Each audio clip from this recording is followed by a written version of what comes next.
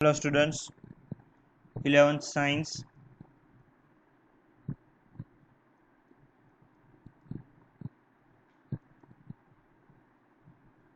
Subject maths, chapter number 2.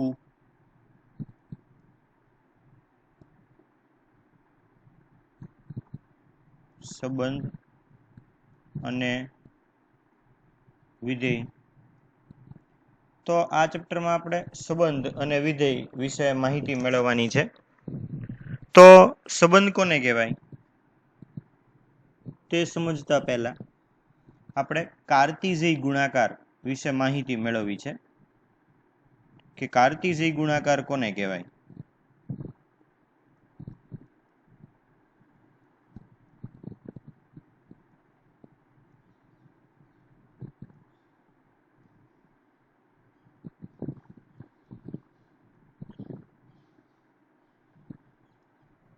તો જો કોઈ પણ ગણ a અને b માટે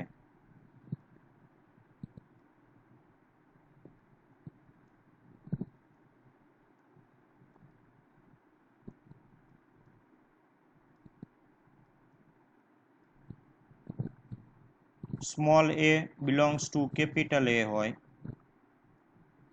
તથા small b belongs to capital B હોય તો એવા સભ્યો એટલે કે a ક્રોસ b અને એવી ક્રમયુક્ત જોડ મળે a કોમા b. આ જે છે એ ક્રમયુક્ત જોડ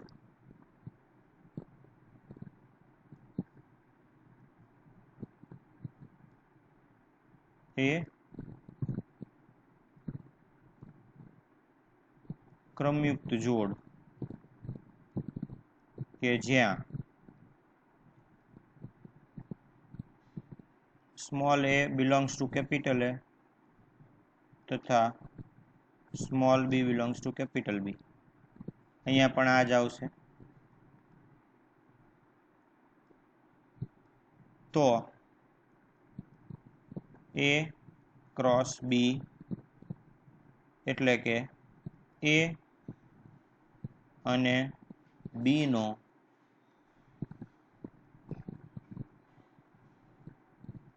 કાર્તિઝેય ગુણાકાર છે તેમ કહેવાય. ઉદાહરણ લઈએ અને આગળ સમજીએ. માની લ્યો કે એક એક ઉદાહરણ લઈને દાખલો ગણતા જઈએ અને તેની સમજૂતી મેળવતા જઈએ. ધારો કે એક્ઝામ્પલ લઈએ. એ છે એમાં બે સભ્યો છે, 1 અને 2 તથા બી છે એમાં બે સભ્યો છે, A અને B. હવે આની ઉપરથી આપણે a ક્રોસ b મેળવીએ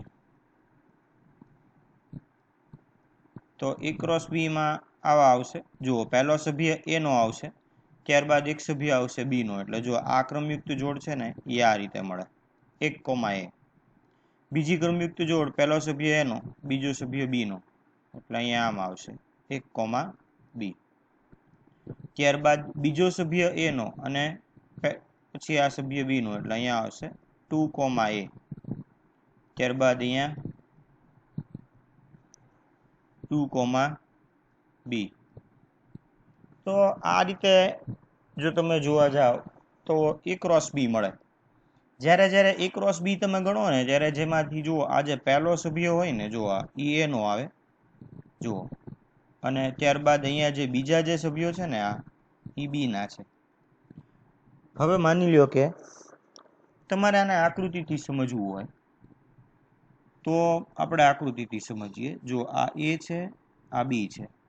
હવે તમારે a અને b નો કાર્તિઝેય ગુણાકાર સમજવો છે તો a છે ને એમાં હું a ના સભ્યો લખું છું અને આ જે b છે ને એમાં હું b ના સભ્યો લખું છું. તો જો a માં 1 છે, b માં 2 છે, એ રીતે અહીંયા a છે, અહીંયા b છે. તો જો આ એક સાથે જે છે એ a આવશે, એટલે જો એ આ સભ્ય મળશે. ત્યારબાદ એક સાથે જે છે એ બી આવશે, એટલે જો એમાં પાછા આ સભ્યો મળશે. ત્યારબાદ બે હારે જે છે એ આ એ આવશે, એટલે એમાં આ સભ્યો મળશે. અને ત્યારબાદ બે હારે જે છે એ આ બી આવશે, એટલે એમાં આ રીતે થશે. તો આ રીતે એ ક્રોસ બી મેળવી શકીએ. ટૂંકમાં એ ક્રોસ બી મેળવીએ તો જે પહેલો સભ્ય આવે ને એ એનો આવે. હવે માની લ્યો કે આની જ ઉપરથી આપણે એવી ગણતરી કરીએ કે હવે મારે બી ક્રોસ એ મેળવવા છે. બી ક્રોસ એ, તો બી ક્રોસ એ જ્યારે મેળવવા હોય તો હવે તમારે છે ને પહેલો સભ્ય જે છે ને એ બી નો લખવો પડે, અને પછીનો જે સભ્ય છે એનો આવશે. તો જો બી ક્રોસ એ માટે છે ને અહીંયા હું એક ગણ બનાવું છું. જો આ બી, અને અહીંયા જે છે એ આવશે ગણ એ. તો બી ની અંદર બી ના સભ્યો લખો, એટલે જો અહીંયા એ, અહીંયા બી, અહીંયા એક, અહીંયા બે. હવે જો એ સાથે જે છે એ એક આવશે, એટલે બી ક્રોસ એમાં પહેલો સભ્ય છે ને આમ આવશે.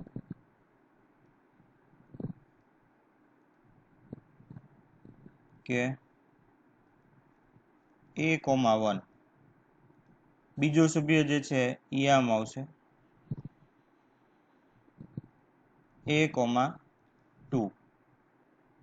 ત્રીજો સભ્ય જે છે એ આ રીતે આવશે B,1. ચોથો સભ્ય છે એ આ રીતે આવશે B,2. તો આ રીતે A ક્રોસ બી અને બી ક્રોસ એ આપણે ગણી શકીએ. હવે જુઓ, એમાં એક બીજી નોંધ ઈ લેવાની કે 1,A is not equal two A,1. આ બંને સરખા ન થાય, આ બંને ક્રમયુક્ત જોડ સમાન ન થાય. આગળ એક આપણે ઉદાહરણથી સમજીએ એટલે વધારે તમને આઈડિયા આવશે. તો બીજું એક ઉદાહરણ લઈને આની ગણતરી સમજવાનો પ્રયત્ન કરીએ.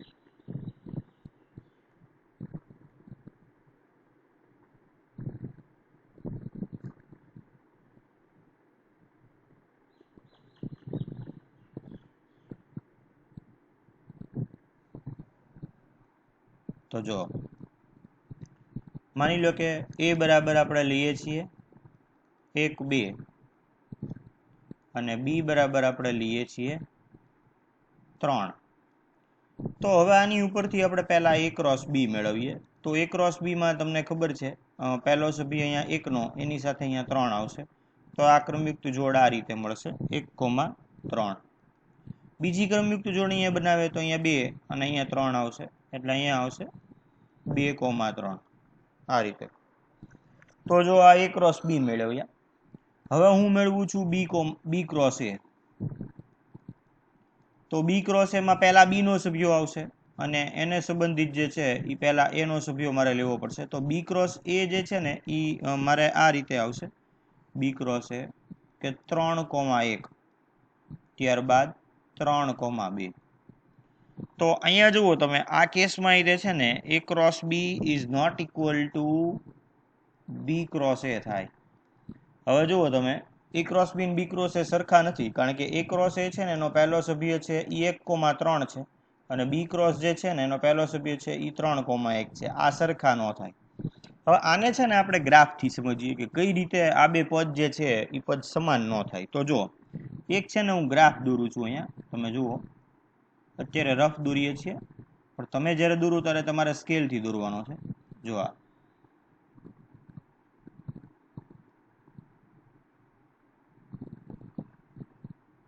હવે આની અંદર આપણે x ના ઘટકો લઈએ 1, 2, 3, 4. અહીંયા લઈએ 1, 2, 3, 4.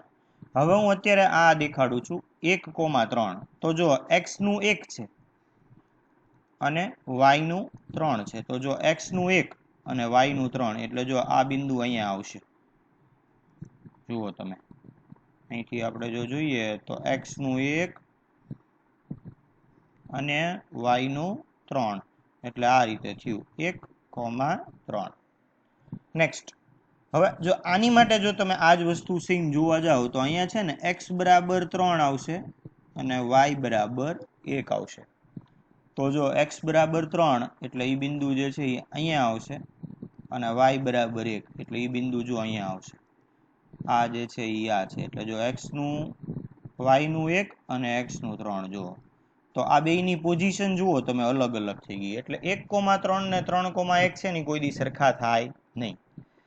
આ જ રીતે તમે એમ પણ કહી શકો કે 2,3 ઇઝ નોટ ઇક્વલ ટુ 3,2 કારણ કે જો તમે x બરાબર 2 લ્યો અને y બરાબર 3 લ્યો તો જો એ બિંદુ અહીંયા આવશે. આ છે એ 2,3 છે. 2,3 છે ને એમાં x બરાબર 2 થાય અને y બરાબર 3 થાય જ્યારે અહીંયા x બરાબર 3 છે y બરાબર 2 છે. જુઓ તમે સંબંધિત કિંમતો જે છે એ અલગ છે. જુઓ જોયું તમે એટલે આ જે છે એ કોઈ દી સરખા થાય નહીં. એટલે અહીંયા દર્શાવો 3,2 તો જો 3,2 છે ને અહીંયા આવશે. આ x નું 3 અને આ y નું 2 જો આ રીતે તો આ કોઈ દી સરખા ન થાય એટલે a ક્રોસ b અને b ક્રોસ a જે છે એ સરખા ન થાય. હવે આગળ જોઈએ કે એમાં સભ્યો કેટલા આવે તો હજી એક ઉદાહરણ લઈને એની માટે પાછું સમજીએ જોઈએ. માની લો કે a છે એમાં 3 સભ્યો છે 1 2 3 અને b છે એમાં 2 સભ્યો છે 4 અને 5. હવે આની ઉપરથી મારે મેળવવા છે a ક્રોસ b. તો જો a ક્રોસ b માં કેમ આવશે તો આનો પહેલો સભ્ય અને એક સભ્ય આનો એટલે અહીંયા આવશે 1,4. ત્યારબાદ a નો પહેલો અને b નો બીજો સભ્ય એટલે 1,5. હવે બીજા સભ્યનો વારો આવશે અહીંયા તો અહીંયા 2,4 અને અહીંયા 2,5 આ રીતે. ત્યારબાદ અહીંયા 3,4 અને 3,5 આ રીતે. તો આ રીતે a ક્રોસ b મળે. તમે જુઓ a માં 3 સભ્યો હતા અહીંયા જુઓ a માં 3 સભ્યો છે જુઓ આ 1 આ 2 અને આ 3. તો અહીંયા આપણે આવી રીતે કહી શકીએ કે n ઓફ a એટલે number of members in a. તો n ઓફ a જે છે ને એ 3 છે. હવે અહીંયા જુઓ તમે b માં 2 સભ્યો છે તો અહીંયા તમે n ઓફ b એના બરાબર આમ કહી શકો કે n ઓફ b બરાબર 2. હવે તમે આગળ ગણતરી કરો તો અહીંયા a ક્રોસ b માં કેટલા સભ્ય છે જુઓ a ક્રોસ b માં જે છે કેટલા સભ્યો આવ્યા તો જુઓ તમે ગણો આ 1 આ 2 આ 3 આ 4 આ 5 અને આ 6 એટલે કે a ક્રોસ b છે ને એમાં 6 સભ્યો આવ્યા. તો અહીંયા આપણે આવી રીતે કહી શકીએ કે n of a cross b બરાબર 6 છે.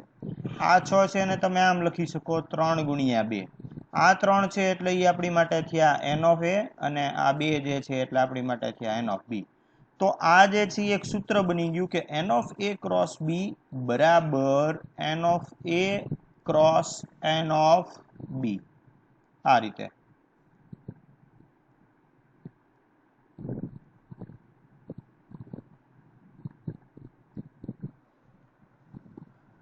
આ જ વસ્તુ b ક્રોસ એમાં પણ લાગુ પડે. માની લો કે તમે અહીંયા b ક્રોસ a મેળવો છો જુઓ b ક્રોસ a તો પહેલો સભ્ય b નો અને ત્યારબાદ એનો એક એક સભ્ય આવશે તો અહીંયા આવશે પહેલું 4,1 ત્યારબાદ 4,2 ત્યારબાદ 4,3 ત્યારબાદ 5,1 5,2 5,3. હવે જુઓ n of b cross a જો તમે જુઓ તો n of b cross a માં 6 સભ્યો થયા. 6 ને આપણે આમ લખી શકીએ 2 ગુણ્યા 3.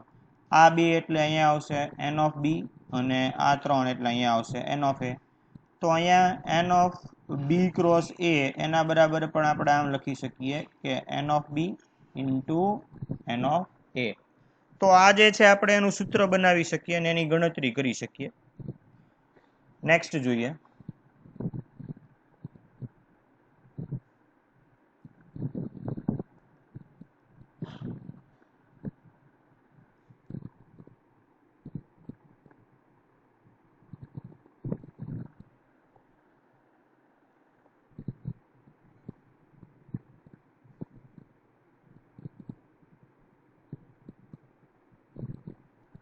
સ્વાધ્યાય 2.1 શરૂ કરીએ આપણે.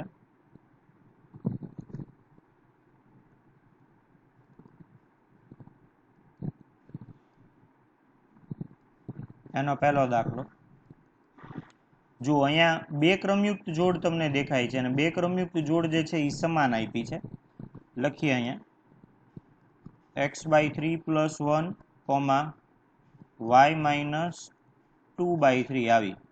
આના બરાબર આપણને આપ્યા છે 5/3, 1/3. તો આનું સાદુરૂપ આપીએ તો જો આ પહેલું જે છે એને પહેલા સાથે સરખાવીએ એટલે અહીંયા આની ગણતરીમાં આ રીતે આવશે કે x/3 + 1 = 5/3 અને બીજું છે એને બીજા સાથે સરખાવીએ એટલે અહીંયા y - 2/3 = 1/3.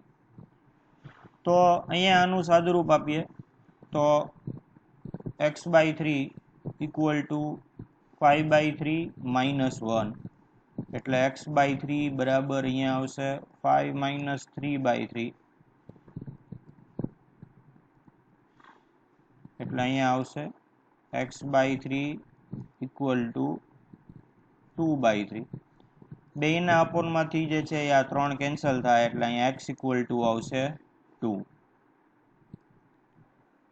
આ જ રીતે આગળ ગણતરી કરી શકીએ y માટે. તો જુઓ અહીંયા y = 1/3 + 2/3. તો જો અહીંયા બેયના અપોનમાં 3 છે એટલે અહીંયા આવશે 1 + 2 એટલે અહીંયા y બરાબર જે છે એ આવશે 3/3 એટલે અહીંયા y બરાબર જે છે એ આવશે 1. તો x બરાબર 2 અને y બરાબર જે છે એ અહીંયા 1 આવશે. આ રીતે આપણે આગળ ગણી શકીએ. હવે જો બીજો દાખલો જોઈએ.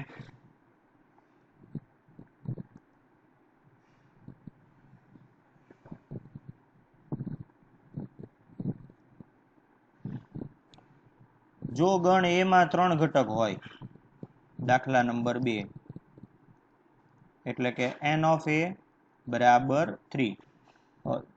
B માં જુઓ 3 ઘટક છે. અહીંયા ગણ B આપ્યો છે એમાં આપ્યા છે 3, 4 અને 5 એટલે આપણે એવું કહી શકીએ કે n of B બરાબર પણ અહીંયા આપ્યા છે 3.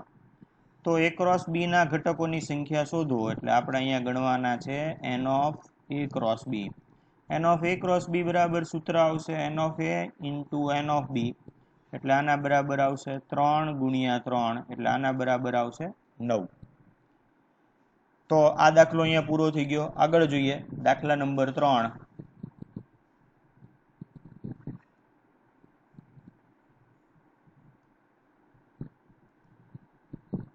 તો 3 જુઓ તમે દાખલા નંબર 3 તેમાં g આપ્યો છે 7, 8 અને h આપ્યો છે 5, 4 અને 2. તો આમાં આપણે g ક્રોસ h ગણવાના છે. g ક્રોસ h એટલે જુઓ અહીંયા મળશે 7,5, 7,4 અને 7,2 એટલે જો આ 7 સાથે જે છે એ 5 આવશે, આ 7 સાથે જે છે એ 4 આવશે અને આ 7 જે છે એની સાથે 2 આવશે જે અહીંયા લખ્યા છે. હવે h ક્રોસ g જુઓ એટલે પહેલા h ના સભ્યો આવશે ત્યારબાદ જે સભ્યો આવશે એ g ના એટલે કે અહીંયા આવશે 5,7 તો એને આપણે આ રીતે લખીએ 5,7 ત્યારબાદ અહીંયા આવશે 5,8 આ g ક્રોસ h માં થોડા લખવાના રહી ગયા છે. જો આ તો 7 ની પેર લીધી હજી 8 ની પેર લખવાની રહી ગઈ છે એટલે 7,5 7,4 7,2 આ જ રીતે અહીંયા 8,5 8,4 અને 8,2 આ રીતે આવશે. h ક્રોસ g માં પણ આ રીતે 5,7 5,8 ત્યારબાદ અહીંયા 4,7 4,8 ત્યારબાદ અહીંયા 2,7 અને 2,8 આ રીતે લખાય. હવે આપણે ક્રોસ ચેક કરીએ. દાખલો તો અહીંયા પૂરો થઈ ગયો. જુઓ g માં 2 સભ્યો છે એટલે n of g જે છે એ અહીંયા આપ્યા છે 2 અને એન ઓફ એચ જે છે એ અહીંયા આપ્યા છે 3. તો જો n of G cross H માં કેટલા સભ્યો થાય? તો કે n of G cross H માં છે એન ઓફ જી ગુણ્યા એન ઓફ એચ, એટલે અહીંયા આવશે 2 ગુણ્યા 3, એટલે અહીંયા આવશે 6. હવે n of H cross G કરીએ તો n of H cross G આના બરાબર આવશે એન ઓફ એચ ગુણ્યા એન ઓફ જી, તો આના બરાબર આવશે 3 ગુણ્યા 2, એટલે કે આના બરાબર થશે 6. તો જો અહીંયા આપણને 6 સભ્ય જ આવે છે, 1 2 3 4 5 6. એ જ રીતે અહીંયા 1 2 3 4 5 અને 6.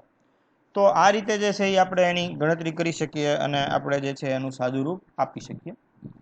તો આ જે લેક્ચર છે એમાં અહીં સુધી રાખીએ છીએ. નેક્સ્ટ લેક્ચર જે છે એમાં આપણે દાખલા નંબર 5 કે 6 છે એની ઉપરથી આગળ ગણતરી કરશું. Okay, thank you.